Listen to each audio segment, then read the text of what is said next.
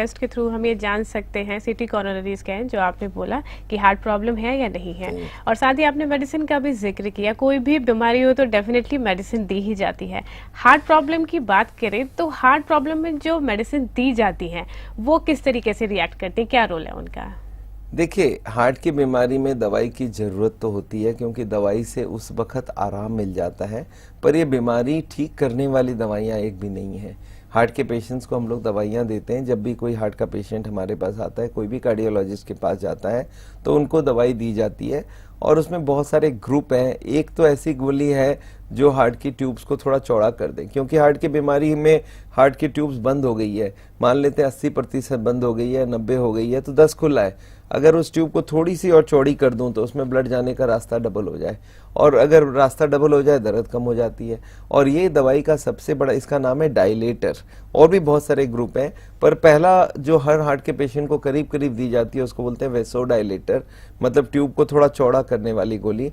इसके नाम अगर आपको मैं बता दूं तो हो सकता है आपको नाम अपने घर पे कनेक्ट हो जाए, क्योंकि आप तो डॉक्टर नहीं, आपको मालूम नहीं है क्या चीज़ है। पर वो वेसोडायलेटर दवाई का नाम है सॉर्बिट्रेट, मोनोट्रेट, मोनीट, इस्मो और मोनोसॉर्बिट्रेट, नाइट्रोकॉन्टीन, एंजिस्पैन, और इसमें बहुत सारी और गोलियां हैं, वेसोप्रीन, मोनोस्प्रीन, फ्लैबिडॉन, ट्रिविडॉन, कार्बिडॉन, साइटोगार्ड, मेटागार्ड, निकोरन, कोरांडील, कॉरफ्लो, कोनिकोर, और इसके बाद है रेनोजेक्स, रैनकैट, रिव्यूलेंट। इस तरह की बहुत सारी गोली है। हर कंपनी अपने अपने नाम से बनाती है इस दवाई को, और ये दवाइयाँ क्या करती है, हार्ट की ट्यूब को थोड़ी चौड़ा कर देता है। पर इस दवाई की सबसे बड़ी प्रॉब्लम है कि ये दवाई 8 घंटा या 12 घंटा या 24 घंटा चलती है। अगर 8 घंटा चलती है तो हर 8-8 घंटे में आपको दवाई ऐड करनी होगी बॉडी में, और अगर ये 12 घंटा चलती है तो दिन में 2 बार लेना होगा। अगर 24 घंटा चल रहा है तो ये 1 बार दिन में लेना होगा, पर ये हर दिन लेना होगा तभी उसकी असर आएगी। ये कोई बीमारी ठीक नहीं करेगी, पर आपको तकलीफ महसूस नहीं करने देगी। तो आपकी ब्लॉकेज वहीं की वहीं रही, ट्यूब चौड़ी हो गई, ब्लड जाने लग गया, तो पेशेंट को आराम मिल जाता है। पेशेंट सोचता है मैं ठीक हो गया, पर ठीक नहीं होता है। ये सिर्फ दवाई से टेम्पोररी आराम मिल जाती है। हार्ट के पेशेंट को एलोपैथी की दवाई के हिसाब से एक और दवाई दिया जाता है जिसका नाम है थीनर। थीनर मतलब क्या है, वो ब्लड को पतला कर देता है, उसमें क्लॉट ना बने उसका बंदोबस्त करता है। और ये दवाई से भी बीमारी ठीक नहीं होती है, पर हर हार्ट के पेशेंट को दिया जाता है। इसका नाम है इकोस्प्रिन, डिस्प्रिन, डेलिस्प्रिन, एस्पेंट, एसे, और क्लोपिलेट, क्लोपिवास, क्लोपिटैब, क्लैविक्स, प्लेविक्स, क्लोड्रेल, स्ट्रोमैक्स, डीप्लाट, इस तरह की गोलियां हार्ट के पेशेंट्स को दी जाती है। ये बीमारी को ठीक नहीं करती है, पर ये ब्लड को पतला कर देती है। पर ये दवाई का भी वही प्रॉब्लम है कि आपको हर दिन लेते रहना होगा, पर इससे बीमारी ठीक नहीं होगा। तो एक तो हो गया डायलेटर, एक थीनर, और एक तीसरी ग्रुप होती है जिसको बोलते हैं हार्ट की ऑक्सीजन की जरूरत को कम करने वाली ग्रुप। और ये ग्रुप का 3 ब्रांच होता है, एक होता है बीटा ब्लॉकर, एक होता है कैल्शियम चैनल ब्लॉकर, एक होता है एस इनहिबिटर।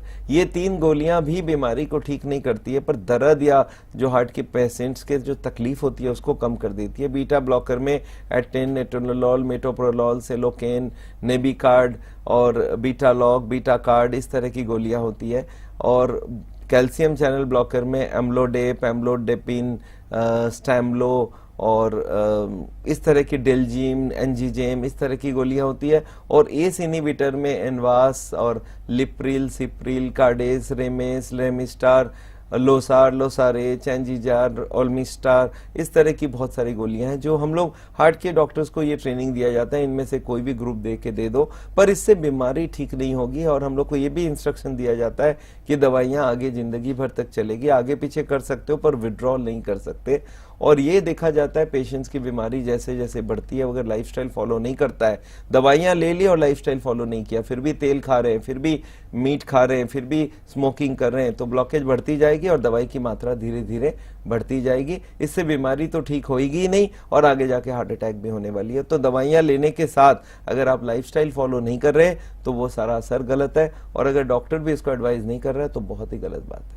जी डॉक्टर साहब, जैसे कि आपने बिल्कुल साफ कर दिया यहाँ पर कि मेडिसिन जो लेते हैं वो हमारे सिर्फ उसी वक्त के रिलीफ के लिए होते हैं, वो परमानेंट कोई क्योर नहीं होता है उस प्रॉब्लम का। तो हमें लाइफस्टाइल को मेंटेन करना बहुत ज़्यादा ज़रूरी है अगर हम चाहते हैं कि हमारी हार्ट प्रॉब्लम सही रहे। डॉक्टर साहब, एक बार बहुत बहुत धन्यवाद आपका हमारे स्टूडियो आने के लिए। Thank you so much. Thank you.